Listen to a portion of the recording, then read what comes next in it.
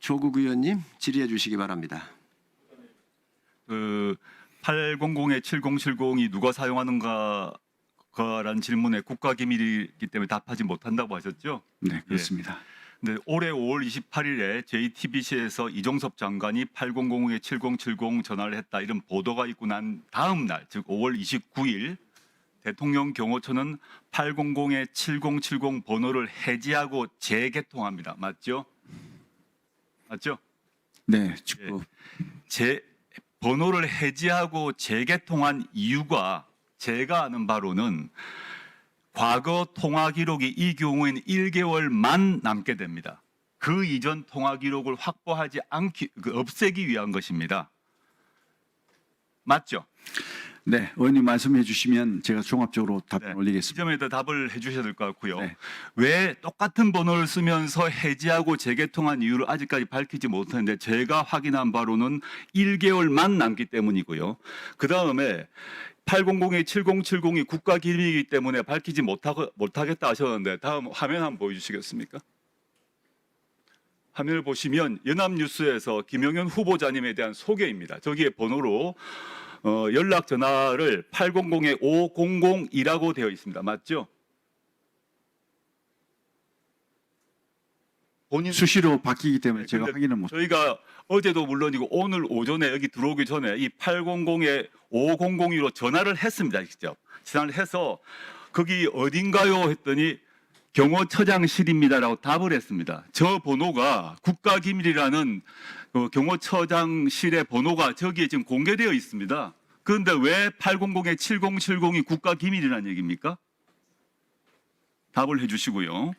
전 국가기밀이란 말 자체가 맞지 아니하고 두 번째 증거인멸을 위해서 같은 번호를 사용하면서도 해지하고 재개통한 것입니다. 그거는 KT에 물어보시면 되고 지금 이종섭 장관께서 쓰셨고 지금 그 신임 안보실장께서 쓰고 계신 그 비화폰 계속 받아 쓰실 것입니까? 예, 원래 비화폰은 인수인계를 하고 있습니다. 네, 그러면 지난번 신 장관님께도 제가 똑같이 물었는데 비화폰은 통신 기록은 남지 않지만 앱 사용 기록은 그대로 남아서 국방부 안에 앱 사용 기록이 그대로 있습니다. 지금도. 지난번 질문 이후로 어느 국방부 관계자도 저에게 답을 하지 않았습니다. 그 앱 기록, 비화폰의 앱을 통해서 통화를 하니까요. 앱 기록에 대해서 누가 관리하는지, 지금 보관되어 있는지, 혹시 없앴는지에 대해서 답해 주시길 바랍니다. 지금 그 신 장관님도 답을 하지 않으셨습니다. 그 다음에 후보자님 입장에 좀 거북한 일입니다만은 제가 여쭐 수밖에 없을 것 같습니다. 후보자님 입장에 좀 힘들었던 경험이실 건데 17사단 사건 아시죠? 네. 네. 그 사건이 아주 본인에게 중요한 사건이셨고 그 사건에서 이모 대령이 무고죄가 성립되어서 최종적으로 대법원에서 실형까지 확정되었습니다. 알고 계실 거고요, 물론. 네. 예. 근데 이 관련해서 후보자님께서 17사단장 시절에 당시 임병장 사망 사건과 관련해서 살신성인이다, 의로운 죽음으로 처리하라는 지시를 혹시 내린 적이 있습니까? 이미 대법원 판결에서 다 진실이 밝혀진 걸로 알고 있습니다. 네, 그럼 자 보겠습니다. 다음 무고죄 판결 중에서 보게 되면 중요한 두 개의 결정적 증거가 있습니다. 보시면 당시 아까 다른 사람입니다. 이모모 소령, 지금은 중령으로 알고 있습니다만은 그분이 그 부관 참모였는데 당시에 이분이 증인으로 나와서 사단장께서 사망 경위를 조작하라는 이유가 전혀 없다. 화상회의 시스템 통해서 이상훈 대령이 사단장에게 조작된 내용을 보고했다라는 진술을 함으로써 무고죄가 성립하고 후보자님은 그걸 통해서 혐의를 벗으셨죠. 판결문에 나와 있는 내용입니다. 네, 이 부관 참모뿐만 아니라 20명이 넘는 정인이 동일한 진술을 했습니다. 네, 근데 보시면 또 두 번째 걸 보겠습니다. 두 번째 화면 진술 내용을 보겠습니다. 보시면 여기서도 보게 되면 그 이상훈 대령이 중징계 받으면 진급이 무효가 될 수 있다. 이렇게 해서 그는 허위 진술을 했다라고 적혀 있습니다. 그거는 알고 계시죠? 네. 예, 직접 관련되셨을 거니까. 그런데 앞에 얘기했던 진술하고 지금 보였던 두 개의 진술에서 공통점이 하나 있습니다. 즉, 이 진술이 이모 그 부관 참모의 진술이 재판에서 결정적 진술이 되었다는 것이고 이 결정적 진술이 당연히 후보자님께 매우 유리하게 적용되었다는 것인데 이 진술을 한 사람이 부관 참모 이영선 맞죠? 네, 맞습니다. 이 이영선이라는 사람이 현재 용산의 의전 비서관실에 근무 중이죠. 맞습니다. 맞죠? 이 사람이 실제 대통령실로 파견된 날짜가 23년 8월입니다. 네.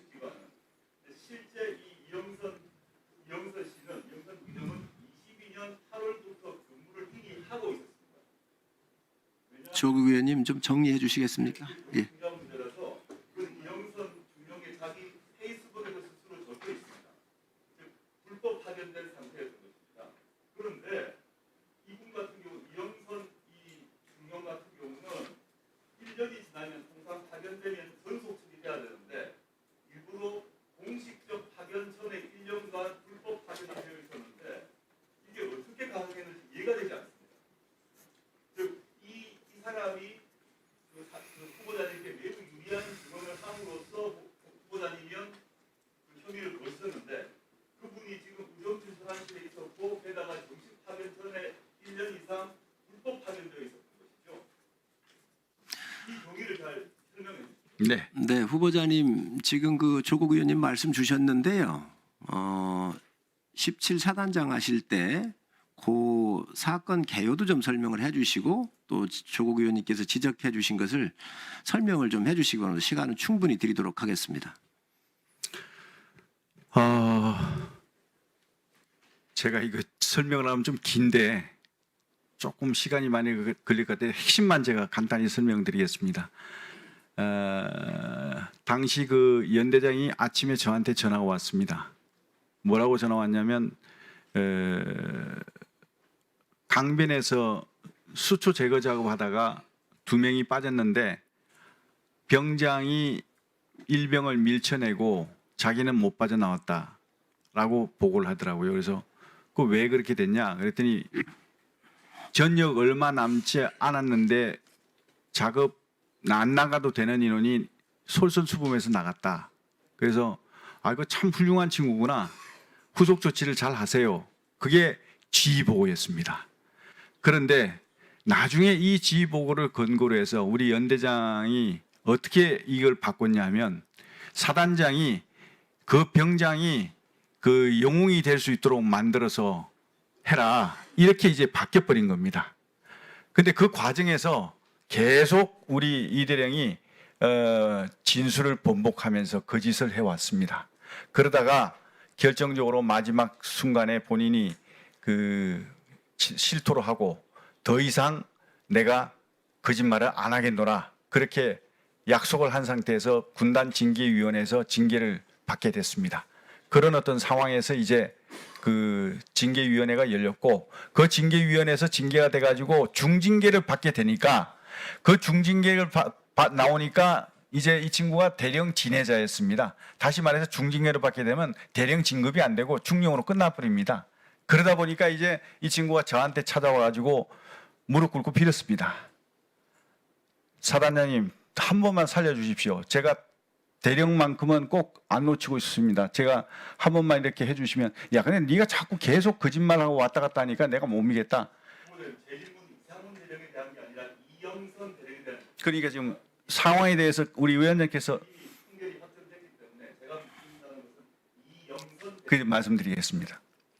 그런 어떤 과정에서 아까 우리 조국 우리 존경하는 조국 의원님께서 말씀하신 대로 거기서 이제 진술이 번복되면서 이 친구가 이제 마지막에 다 있는 자리에서 자기가 잘못한 걸 실토하고 심지어는 혈서까지 써가지고 와가지고 다시는 내가 거짓말을 안 하겠노라고 약속을 한 상태에서 제가 군단장에게 건의를 드려가지고 경징계로 낮춰서 대령은 달게 된 겁니다.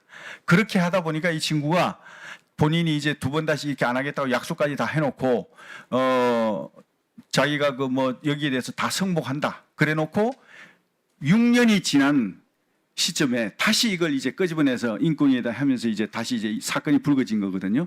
그런데 이제 우리 오 의원님께서 질문하신 내용에 대해서 답변을 드리면 이 과정에서 조사하는 과정에서 이영선 대령뿐만이 아니고 한 20여 명의 정인들이 다 다 이런 진술을 같이 했다는 걸 먼저 말씀드립니다. 이 이영선 대령만 이 진술을 한 게 아니고요.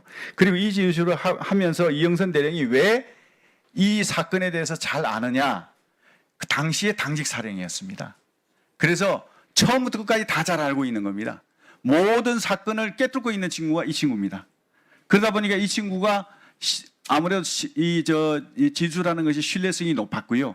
그리고 또 이 친구가 그 조사 과정에서 압수수색도 받고 또 수면 조사도 받고 굉장히 어려움을 많이 겪었습니다. 그러면서 수사를 계속 이렇게 하면서 어려운 가운데 본인이 끝까지 정의롭게 이렇게 참 진실을 얘기하고 이랬던 친구입니다.